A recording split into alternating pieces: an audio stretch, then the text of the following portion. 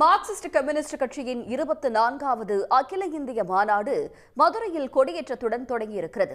இது பற்றிய தகவல்களை தருவதற்காக செய்தியாளர் செல்வகுமார் இணைகிறார். செல்வகுமார், விவரங்கள். மார்க்சிய கம்யூனிஸ்ட் கட்சியினுடைய 24வது அகில இந்திய மாநாடு மதுரை தமுக மைதானத்தில் கொடியேற்றத்துடன் துவங்கி இருக்கிறது. இன்றிலிருந்து துவங்கி 6ஆம் தேதி வரை 5 நாட்கள் இந்த மாநாடு நடைபெறப் போகிறது.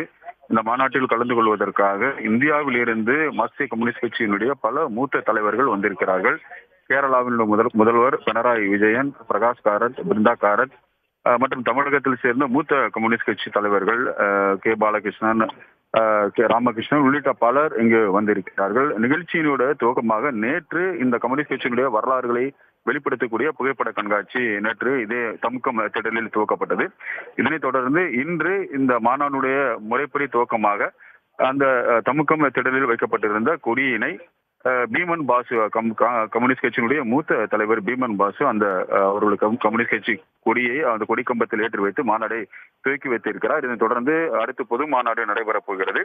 இந்த பொது மாநாட்டில் இங்க இருக்கக்கூடிய பிரகாஷ் காரத், மூத்த தலைவர் பிரகாஷ் காரத், அதே போன்று முன்னாள் அரசியல் தலைமை குழு உறுப்பினர் மாணிக் சர்க்கார் உள்ளிட்ட பலர் இந்த பொதுக்குழுவில் பொது மாநாட்டில் முதலாக இன்று காலை நடைபெறுகிற மாநாட்டில் பேசுகிறார்கள். தினமும் மாலை இந்த மாநாட்டு திடலில் மூத்த கம்யூனிஸ்ட் கட்சி தலைவர்கள், திரைக்கலைஞர்கள் கலந்து கொள்ளக்கூடிய நிகழ்ச்சிகள், கலை நிகழ்ச்சிகள் நடைபெறுகிறது. நிகழ்ச்சியோட முத்தாய்ப்பாக இருக்கக்கூடிய 3ஆம் தேதி, அதாவது நாளை கூட்டாட்சி கோட்பாட்டை இந்தியாவின் வலிமை என்ற சிறப்பு கருத்தரங்கம் நடைபெறுகிறது. இதில் தமிழக முதல்வர் மு.க. ஸ்டாலின் கலந்து கொள்கிறார். அதே போன்று கேரளாவுடைய முதலமைச்சர் பினராயி விஜயன், கர்நாடக மாநிலத்தின் வருவாய்த்துறை அமைச்சர் கிருஷ்ண பைரே கவுடா உள்ளிட்டோர் கலந்து கொள்கிறார்கள். இதில் பல முக்கிய விஷயங்கள் பேசப்படும் என்று எதிர்பார்க்கப்படுகிறது.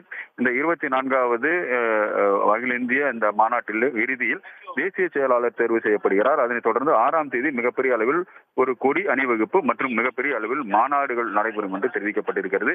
இந்த மாநாட்டினுடைய வெளிப்பாடாக வரக்கூடிய தீர்மானங்கள் தான் மிகப்பெரிய அளவில் பேசப்படும் என எதிர்பார்க்கப்படுகிறது. இன்று இருக்கக்கூடிய சூழலில் பாரதிய ஜனதா கட்சியினுடைய எதிர்ப்பாக அந்த தொகுதி மறுசீரமைப்பு, மும்மொழி கொள்கை உள்ளிட்டவர்கள் இந்த தீர்மானங்கள் இடம்பெறும் என்று எதிர்பார்க்கலாம். தங்களுடைய விவரங்களுக்கு நன்றி செல்வகுமார். உடனுக்குடன் செய்திகளை தெரிந்து கொள்ள சன் நியூஸ் பெல் ஐகானை கிளிக் பண்ணுங்க.